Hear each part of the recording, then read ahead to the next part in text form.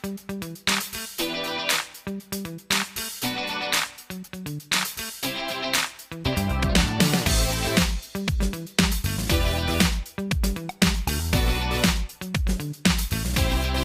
morning partners, magandang araw po sa inyong lahat.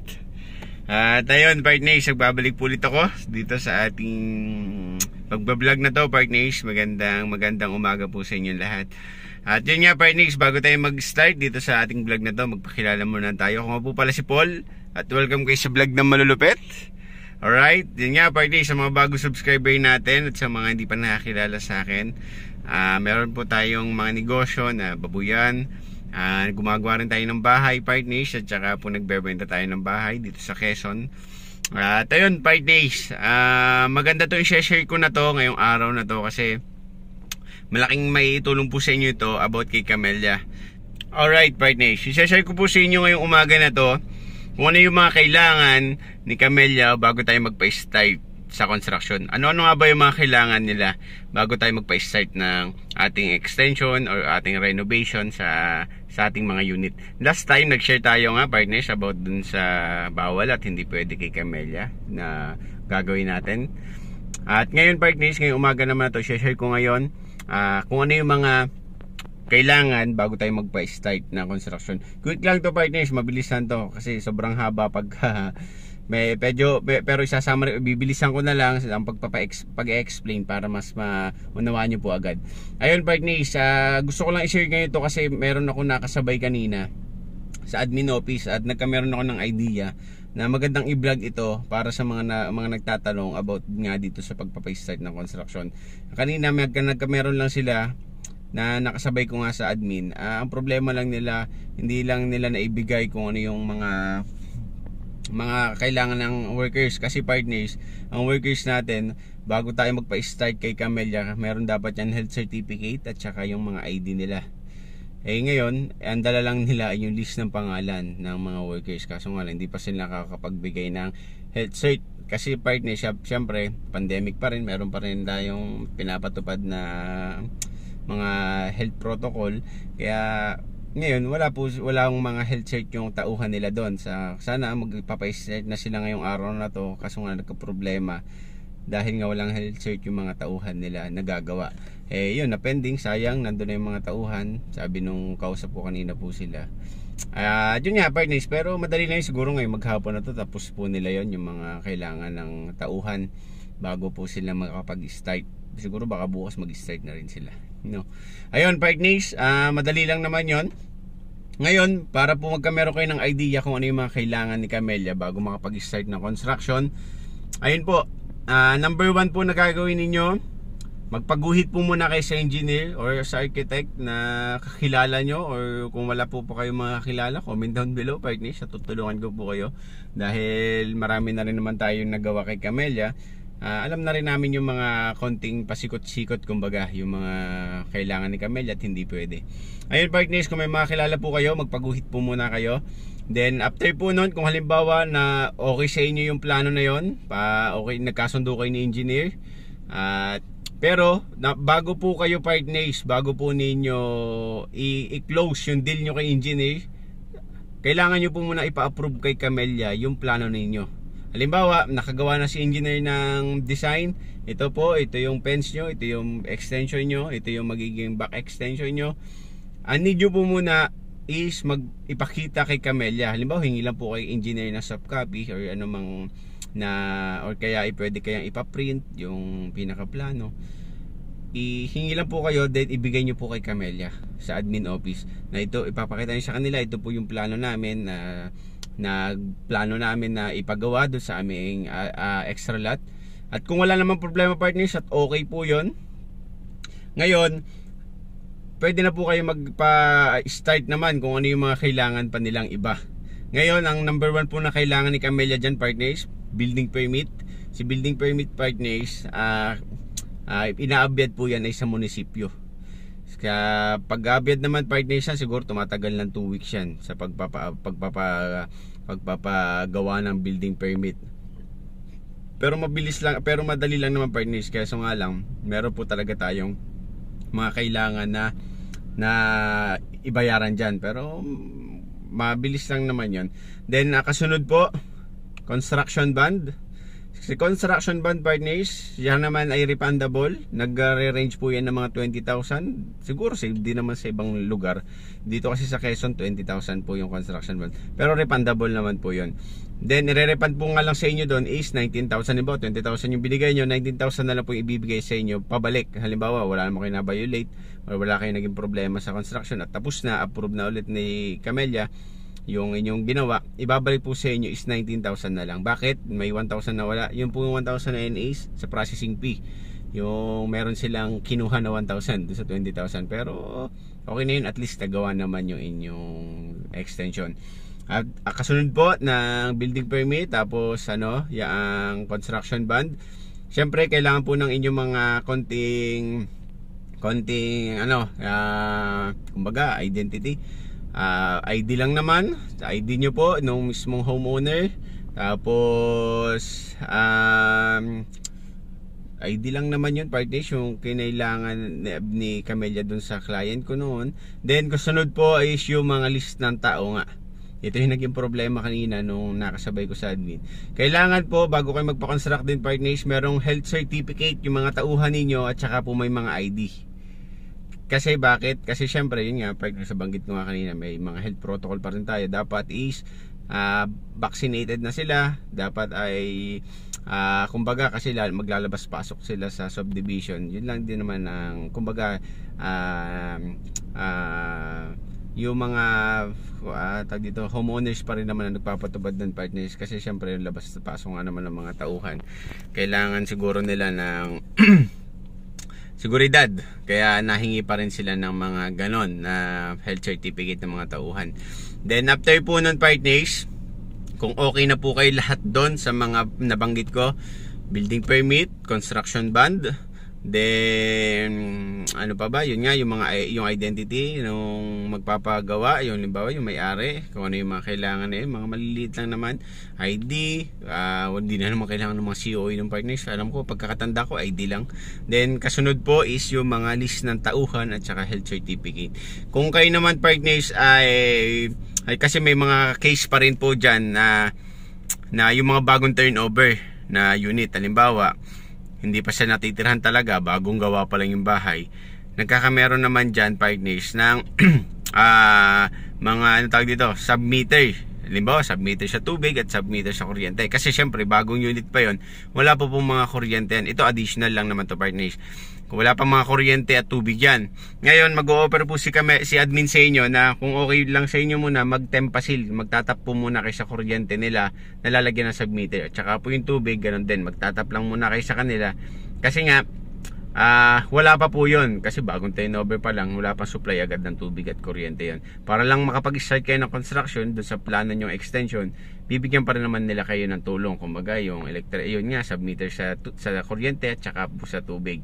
Yun lang, partners, naman yung mga kailangan ni Camellia bago pa tayo makapag-start ng ating mga kailangan sa kung ano yung mga, para makapag-start nga tayo ng extension. Sa building permit naman, partners, share ko na rin to, bibilisan ko na rin. Sa building permit naman, partners, madali lang din naman yung mga kailangan doon. Kailangan po, ang una nyong start, dalhin niyo. Maganda kasi, partners, kung nakapackage na kayo kay engineer.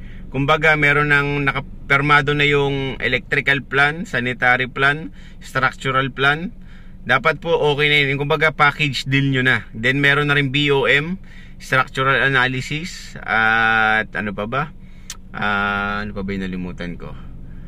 Yung mga ID po ng mga bawat engineer, nung ID ng electrical at saka po ng sanitary at saka po ng civil engineer. Kumbaga naka-package na. Kasi ang ganitong gawa namin, partners, pag po gumawa kami ng plano, package na po yon. May mga permado na ng structural, sanitary engineer at saka electrical. Kaya pagdating po sa munisipyo, hindi naman nagkakaproblema. Kasi nga, kita nila doon sa plano na na-check na ito ng mga engineer. Kaya wala na sila, kumbaga dino-double check na lang naman nila ay yung maliliit lang naman, partners. Pero once na meron po kayo nun at package na kausap yung engineer na kumbaga lahatan na. Pagdating nyo sa munisipyo, kumbaga, halimbawa, dala nyo na yung plano na nakapackage na lahat. Ang unang-unang yung gagawin, partners, kukunin nyo po yung list kay munisipyo, kay city engineer, para ma-approve po yung building permit. Halimbawa, binigyan na po kayo ng list na ito yung mga kailangan. Papasok na dyan yung mga BFP.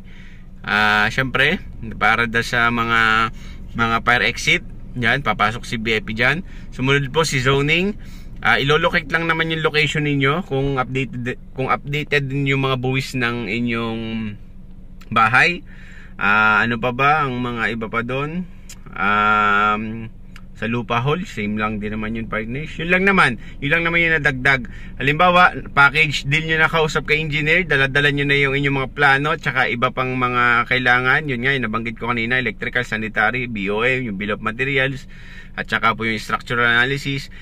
Punta po muna kayo kay city engineer, hingi kayo ng list para ma-approve kung ano yung mga kailangan para sa building permit na requirements. Nandyan naman yun. Kung halimbawa meron na kayong list, pupunta kayo dyan panigurado sa lupa hall, sa BFP, at saka sa zoning. Yan yung partners, yung mga kailangan na abyadin nyo.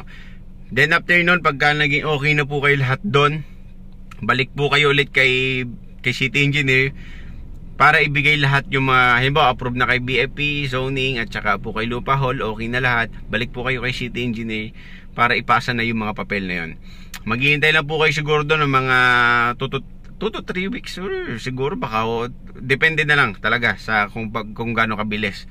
Pero yung may naka-experience ako, one time, 1 week lang, lumabas na agad yung building permit. Yun po, after po noon, pagka okay na yung building permit, saka nyo naman puntahan po si Camellia.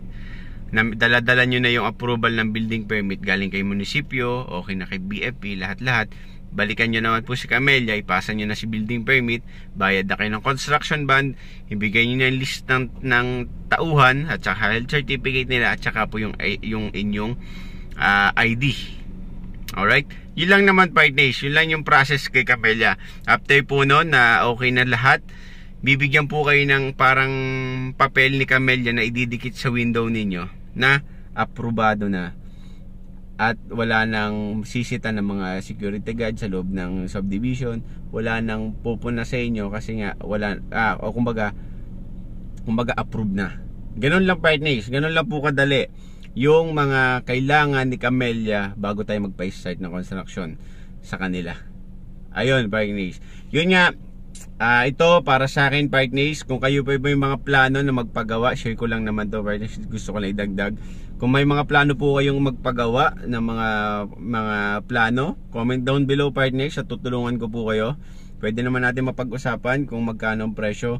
Ito po, babanggitin ko sa inyo, partners, kung gusto niyo na maging package na lahat, yung sinasabi ko sa plano, nagre-range po siya ng mga 25 to 30,000, partners. Package na po yon, kasama na lahat ng permado ng mga city engineer, ano yung mga kailangan permado ng mga engineer, tsaka po kung ano yung mga kailangan ng city engineer, nando na. Meron ng BOM, meron ng mga structural analysis, lahat na yun, partners. Kumbaga, ang gagawin nyo na lang po, aabyadin nyo na lang sa munisipyo yung mga BFP, zoning, at saka yung pang mga lupa hall, yung mga ganon, yung paglolocate. Pero yung mga plano na gusto nyo ipagawa sa amin, tsaka kung ano yung mga gusto nyo, halimbawa naka-slab or ano man yung, kung ano man yung naiisip nyo na gusto nyo ipagawa sa extension nyo or sa extra lot nyo, nagpa-package po kami ng lahatan na ng 25 to 30,000, partners. Kung ano yun, lahat na po yun. Wala na kaming iba pang idadagdag. Kumbaga yun na yun, partners. Alright? Yun lang naman, partners, ang mga kailangan. Yun nga, ulitin ko, kung kayo po may plano na magpa-extend, ganun lang po. Kung kayo naman, partners, ay wala pa kayo rin kilalang contractor, magagamit nyo pa rin naman yun, yung plano na yun. Kumbaga nakahanda na nga lang talaga. Halimbawa, wala pa talaga kayong budget para sa construction. Maganda kasi talaga, partners, dyan ay meron na kayong plano na approve ni Camellia, at saka po yung kumbaga may approval na rin kayo na city engineer. Sana naintindihan nyo, partners, yung aking ina-explain. Kung meron kayong katanungan, siguro comment down din lang, partners, kung ano yung mga na-miss ko pa na na papeles or paper na nabanggit ko kanina, kung mayroon ako mga nakalimutan pa, comment down below partners. Para naman po sa mga may balak magpagawa nga, mag-iwan po ako sa description box ko ng Facebook ko para ma-message po ako, kaya yung page ko ilalagay ko po yung link doon para ma-message po ako kung kayo may mga kailangan o tsaka yung may mga plano na gusto magpagawa sa amin, partners, para magkameron po kayo ng idea na at makausap nyo po ako ng personal. Alright? At yun nga, partners, siguro hanggang dito na lang. Medyo humaba pa rin ata. 15 minutes. Pero okay lang din yan, partners. At least na-share ko naman sa inyo na mabilisan pa rin. Maraming salamat po sa inyo, partners, sa lahat na sumusuporta dito sa vlog na to. Alright, partners, siguro hanggang dito na nga lang. Maraming salamat po sa inyo lahat sa suporta. Sa mga nagtatanong naman about sa ating mga alagang baboy, ito, yun nga, malapit na rin mga anak, partners, dahil nakaka-excite naman dahil ngayon mag-aalaga naman tayo ng baboy ng mga bake. Ayun, partners, maraming salamat po sa inyo lahat sa suporta na binibigyan nyo sa pagmamahal dito sa vlog na to. Sana, partners, mapalaki pa natin itong family na to para marami pa tayong matulungan about sa kamelya at sa pagbababoy. Maraming salamat sa inyo, partners. Siguro hanggang dito na lang po nga. Bye bye, ingat po, God bless, partners.